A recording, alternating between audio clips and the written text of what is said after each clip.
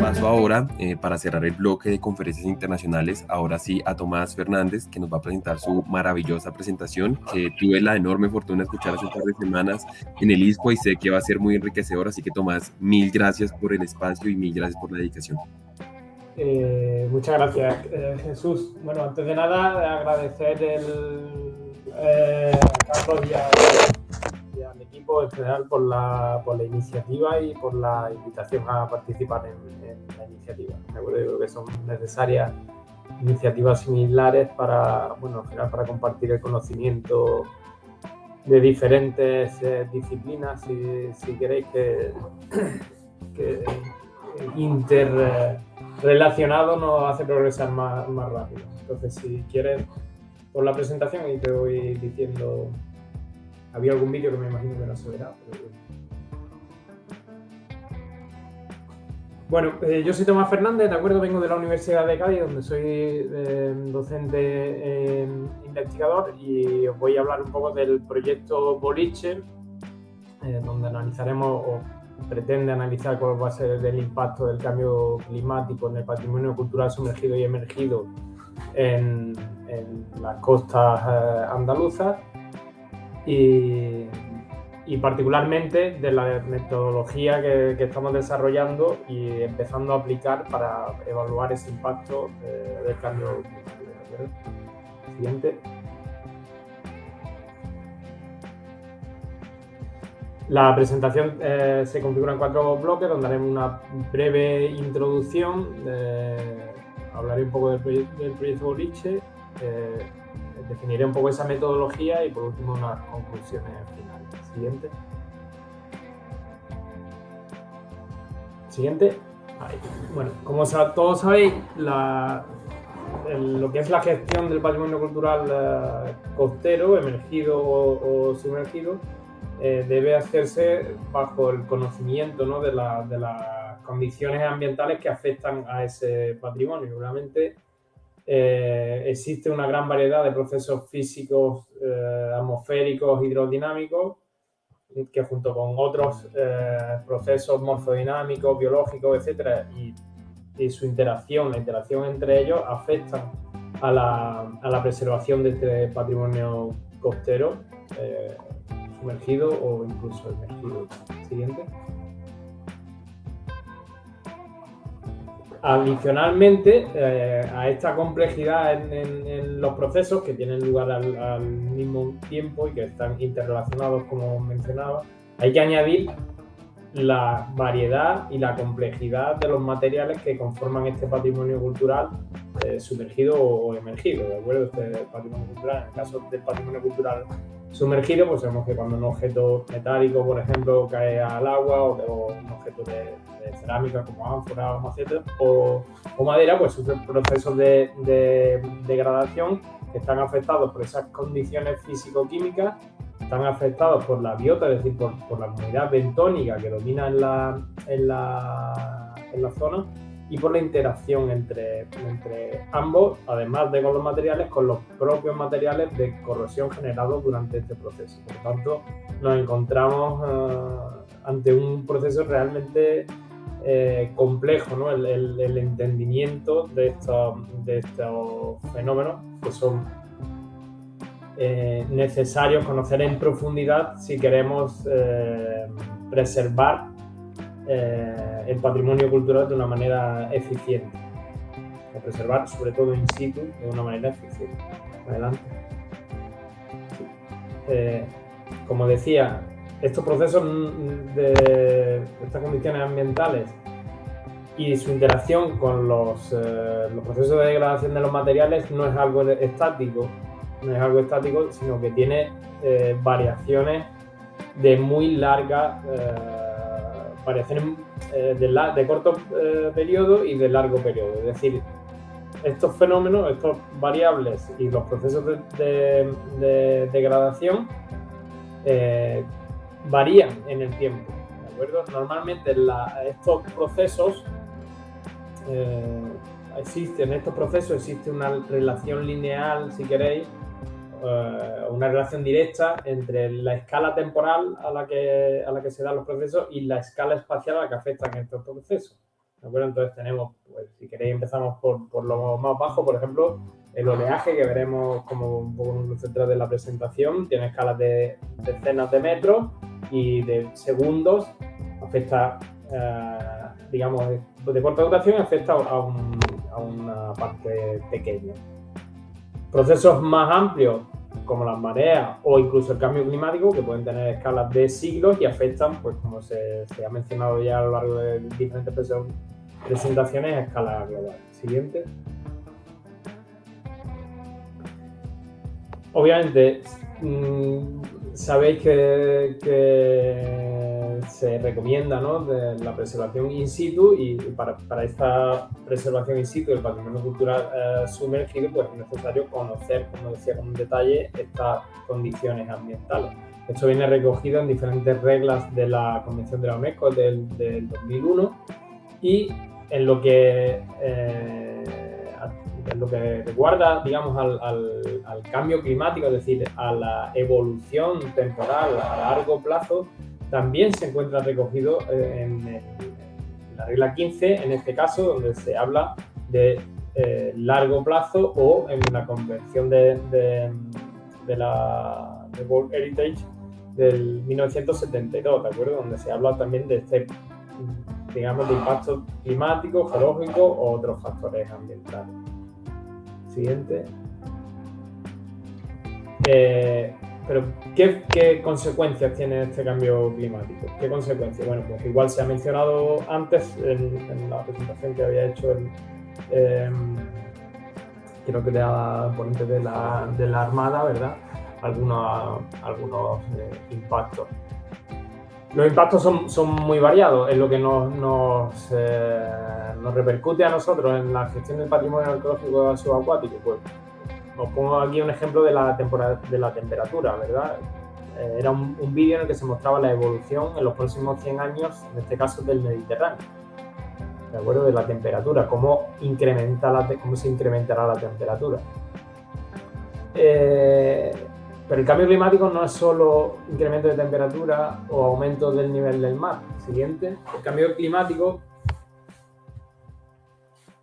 tiene asociado otra serie de modificaciones, fenómenos que se dan de forma natural, si queréis, sin concurrencia de cambio climático, como son los fenómenos extremos, ¿de acuerdo? Los fenómenos costeros extremos, temporales marítimos, huracanes, etcétera, que van a verse afectados por este cambio climático. Y la afectación es heterogénea, es decir, no ocurre igual en todas las regiones ni en todo el planeta. Pues básicamente lo que se espera es que se produzca una intensificación de los fenómenos extremos en cuanto a su magnitud y a su frecuencia, fundamentalmente derivado del calentamiento del agua del océano, ¿de acuerdo? Del océano, que actúa como un acumulador de energía, ¿vale? Un acumulador de energía que es liberada o puesta a disposición de la atmósfera para producir ese oleaje o ese aumento del mar, como el storm surge durante los huracanes, etcétera, etcétera. Aquí os quería poner una imagen, ¿no?, de cómo el efecto de uno de estos temporales muy intensos sobre el puente Canal, que es un puente que hay en La Caleta, en Cádiz, que tiene una conexión con la ciudadanía, si queréis, también, o sea, es parte de la cultura de Cádiz, y bueno, pues es un vivo ejemplo, ¿no?, de cómo estos temporales pues destruyen este patrimonio cultural que nos ha acompañado durante siglos. Siguiente. ¿Por qué es importante estudiarlo? Hasta la fecha, digamos que los modelos, las proyecciones, ¿cómo se han realizado? ¿Cómo se realizan? Normalmente se trata de modelos globales, modelos numéricos globales, que son forzados con diferentes escenarios de desarrollo, es decir, de emisiones y de emisiones de gases invernaderos, que son los que producen este calentamiento global, y de medidas en contra de estas emisiones, etcétera. Eso da lugar a diferentes escenarios, es la tradicional forma de estudiarlo, diferentes escenarios. Y después de estos modelos se pueden extraer información a nivel global para toda la Tierra, ¿no? Aquí tenéis el ejemplo del oleaje, estas predicciones de cambio en la energía del oleaje, donde existe actualmente un consenso en el que la energía del oleaje se incrementará notablemente en el hemisferio sur, o de forma genérica en el hemisferio sur, y disminuirá en la parte del hemisferio norte genérico. Pero estos modelos son, como digo, globales, es decir, tienen una resolución espacial pequeña, baja, son modelos muy costosos computacionalmente y digamos que reducen o no tienen en cuenta procesos complejos que son muy costosos de simular. Por lo tanto, tienen una incertidumbre importante, una incertidumbre importante asociada. ¿De acuerdo? Entonces, no sabemos lo que ocurrirá, digamos, a escala regional o a escala local, si queréis, hasta que no trasladamos los resultados de esos modelos con modelos más detallados a nuestra zona. Siguiente.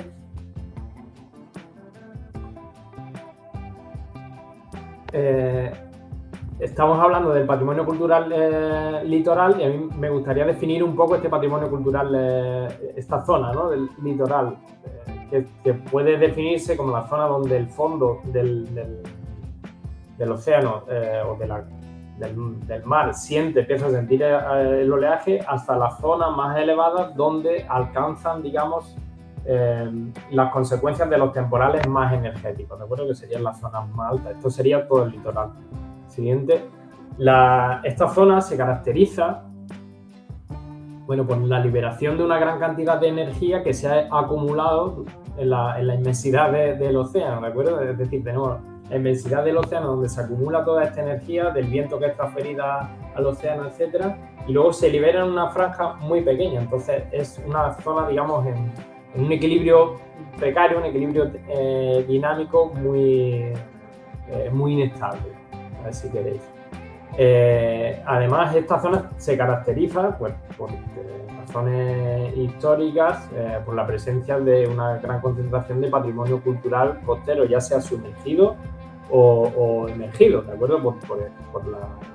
Por las oportunidades que ha brindado la costa para el ser humano desde la antigüedad, etc. Entonces se encuentran zonas de concentración, de una gran concentración de este patrimonio cultural que debemos presentar. Siguiente.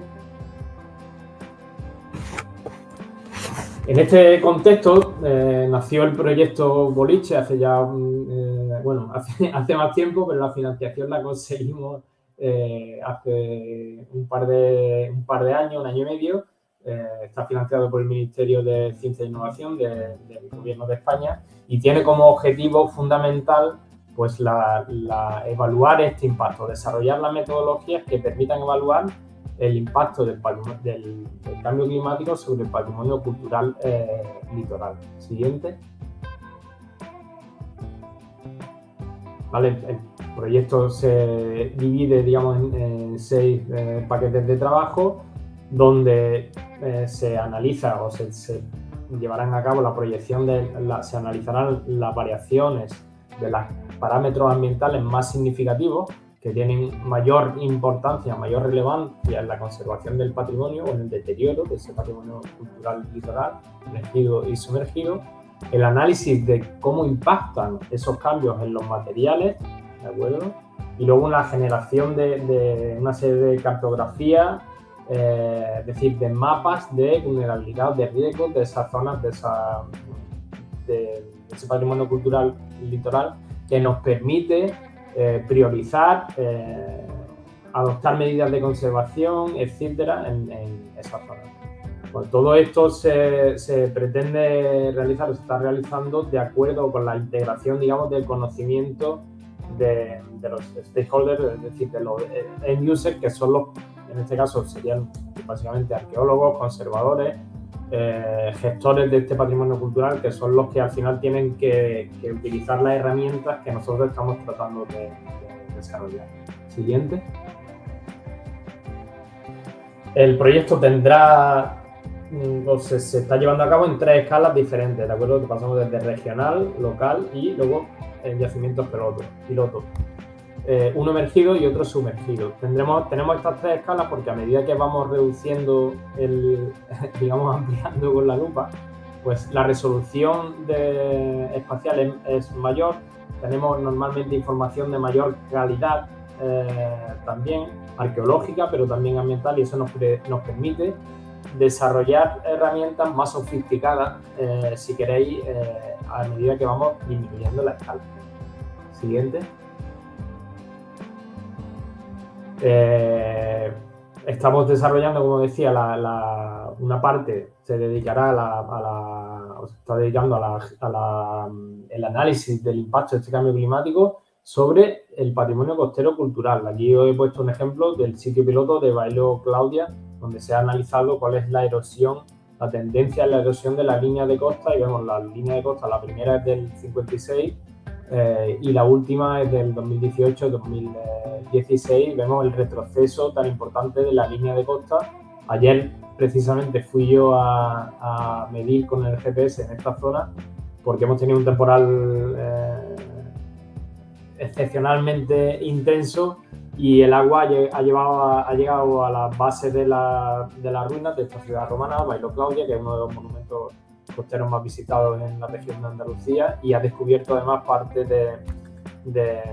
bueno, imagino que son zonas de factoría de salazones muy características de esta zona. En la zona de la playa se han quedado, por la erosión, se han quedado descubiertos.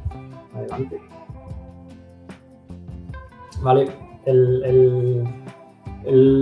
digamos el procedimiento, el workflow que seguimos para analizar. Como digo, nosotros en primer lugar lo que tenemos que hacer es un downscaling, que se llama una regionalización de los escenarios climáticos. De esos globales pasamos a un análisis de esas variables. En este caso os he puesto aquí el oleaje, hasta nuestras zonas de interés. Esto es un ejemplo para la zona local, digamos regional, y luego local en la bahía de Cádiz. Para el caso del patrimonio costero, el patrimonio cultural subacuático, trataremos de desarrollar unas curvas de daños que se llaman, en función de cómo al incrementar, digamos, imagínense la temperatura, se produce una degradación más rápida de los materiales que conforman el patrimonio cultural subacuático. ¿De acuerdo? Con la salida de ambas, la información obtenida de estas dos patas, si queréis, del proyecto, pues se desarrollarán los modelos predictivos y esa cartografía de riesgos del patrimonio cultural. Siguiente.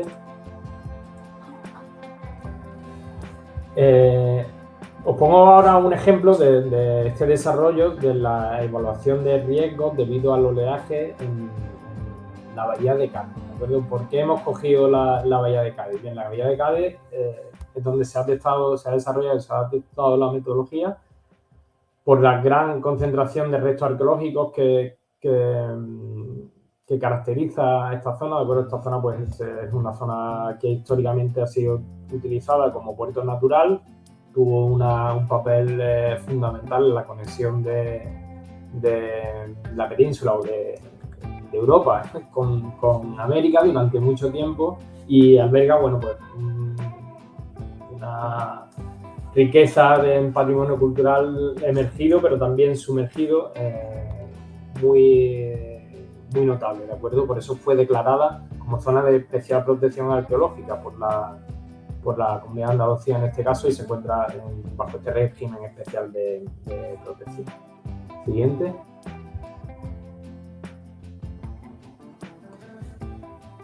¿Por qué estudiamos el oleaje en concreto? En un proyecto que tuvimos anteriormente, nosotros llegamos a la conclusión, al menos para esta zona litoral, es decir, las zonas someras, donde el oleaje puede ser considerado como uno de los principales, digamos, fuerzas destructoras, o que generan las condiciones para que se degrade el patrimonio cultural, ¿de acuerdo? Hay diferentes fenómenos que contribuyen a esta degradación. Obviamente, no es los factores físicos, y en especial el oleaje no es el único, pero como digo, es uno de los que con mayor relevancia puede contribuir, y además contribuye en gran medida al resto de factores, es decir, la comunidad bentónica, las plantas que se desarrollan o los animales que se desarrollan en torno a, por ejemplo, la cobertura calcárea de un cañón, etcétera, pues en gran medida vienen condicionados por estas características del oleaje y la relación de este oleaje con el sedimento, ¿de acuerdo? Entonces, en este sentido, identificamos 3 hazard, peligro sería un poco la traducción, para la conservación del patrimonio asociado al oleaje, ¿de acuerdo? La descontextualización, ese proceso, ¿no?, en el que por el transporte que el oleaje hace de determinados objetos arqueológicos pueden desconectarse de su núcleo original y dificultar la interpretación arqueológica, la interpretación histórica, etcétera. El scouring, que es este fenómeno de socavación, digamos, de erosión en torno a los objetos, no es que se depositan en el fondo marino. Aquí tenéis las marcas que indican ahí los restos del fogué y cómo se produce ese scouring, ese fenómeno. Veis una depresión, básicamente una zanja en el lado offshore, pero también en el lado inshore del yacimiento. Y luego un tercer hazard que consideramos, que es la erosión producida por los granos de arena. Es decir, imaginemos un objeto metálico, se deposita en el fondo del mar, imaginar un cañón, ¿vale? Se pierde parte del material, del hierro, se queda el carbono formando ese grafito y se va desarrollando una compresión. ¿Qué ocurre? Cuando tenemos oleaje que es capaz de removilizar el sedimento y este sedimento en suspensión produce abrasión, ¿vale?, bien sobre el material original o bien sobre los productos de corrosión, los elimina, de modo que otra vez se vuelve a producir la corrosión, etcétera. Es decir, dificulta la estabilización a la que tiende el material, ¿de acuerdo? Por esto es considerado uno de los mayores hazards. Siguiente. ¿Cómo lo hacemos? Pues básicamente se trata de cuantificar el riesgo. Nosotros adoptamos la terminología de la Oficina para la Reducción de Desastres, UNISDIP, ¿de acuerdo? Donde el riesgo es función del peligro multiplicado por la vulnerabilidad y por la exposición. No hay consenso, o por lo menos creo que no hay consenso, digamos, en cuantificar la exposición, ¿vale? Y nosotros adoptamos la hipótesis o adoptamos la simplificación considerando que la exposición es igual, es decir, todos los yacimientos subacuáticos tienen el mismo valor cultural y mismo valor socioeconómico, si queréis, si por ejemplo son yacimientos que son visitados, etcétera, etcétera, ¿vale? Entonces, multiplicando este peligro por la vulnerabilidad y por la exposición, podemos cuantificar el riesgo. Si nosotros adoptamos un valor por encima del cual consideramos que los yacimientos están en riesgo, podemos discriminar cuáles de toda esta, digamos, largo o gran número de yacimientos que se encuentran, por ejemplo, en la bahía de Cádiz, se encuentran en riesgo. Identificados estos yacimientos, podemos, pues, adoptar medidas para su protección in situ, documentarlos, es decir, priorizar ciertas medidas sobre esos yacimientos para evitar la pérdida de información arqueológica. Ese sería el objetivo del desarrollo de esta metodología. Siguiente. Esta metodología obviamente ha sido validada, es decir, ha sido testada con medidas que tenemos en 2 yacimientos que estudiamos en la bahía de Cádiz, el Fogué y el Bucentaure. Son 2 yacimientos, 2 barcos que se hundieron en la tormenta que se desató tras la batalla de Trafalgar. Son 2 barcos franceses, se encuentran muy próximos y los indicadores de riesgo que hemos obtenido se correlacionan muy bien con las medidas que nosotros hemos obtenido en estas zonas. Por ejemplo, para el wear erosion obtenida a partir de las tasas de corrosión de los cañones, se observa como en el fogué existe un riesgo más alto y esto se correlaciona con una tasa de erosión, una velocidad de corrosión de los cañones más elevada. Igualmente para el fenómeno de scouring, ¿vale? Este socavamiento. Ahí tenéis dos imágenes donde el azul indica erosión y el rojo indicaría acreción, es decir, sedimentación. Igualmente aquí el scouring máximo, que es el indicador que nosotros tenemos de 0,7, se correlaciona con el valor de scouring mayor 3,6 que tenemos en la zona, en ese yacimiento en el caso del fuego. Por tanto, digamos que la metodología ha sido validada y presenta un buen acuerdo con los datos obtenidos, con los medios. Siguiente. Así, aplicando la metodología, como digo, podemos detectar cuáles son estos yacimientos. Aquí tenéis, por ejemplo, 6 de los 56 medidos. Esto es una base de datos que nosotros de datos arqueológicos, no es una carta arqueológica que no se encuentra disponible de acceso público. Entonces, generamos nuestra propia carta arqueológica a partir de datos publicados en revistas, en contribuciones a congresos, etc. Entonces, de los 56 yacimientos que nosotros tenemos incluidos, que son una mínima parte del patrimonio cultural que acoge la Bahía de Cádiz, pues encontramos, por ejemplo, que 6 exceden este valor umbral que nosotros consideramos y que es el resultado de considerar vulnerabilidad alta con peligro alto y nos permitiría identificar cuáles son estos yacimientos. Siguiente. Eso ha sido para la descontextualización. Por ejemplo, para el riesgo de scouring también tendríamos igual 4 de los 56 afectados por este peligro. Es decir, nosotros hacemos un análisis riesgo por riesgo, cada por separado, ¿de acuerdo? De manera que también facilitaría la implementación de diferentes medidas en función de cuál es el riesgo dominante. Siguiente.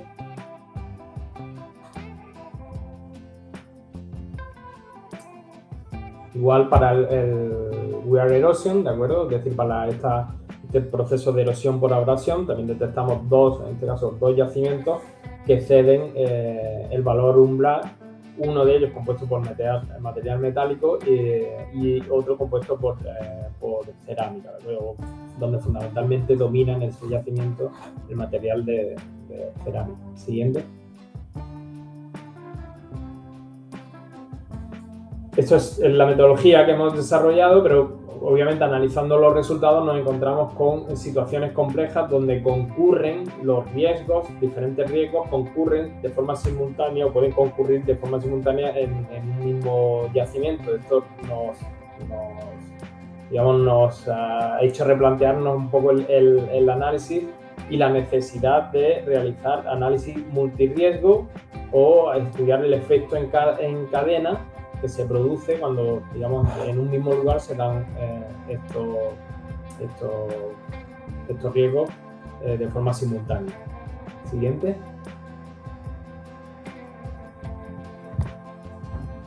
Ahora, esto ha sido para el presente, ¿de acuerdo? Nosotros tenemos que establecer cuál es la línea base, si queréis, para ver si el cambio climático en particular va a ejercer un impacto o no.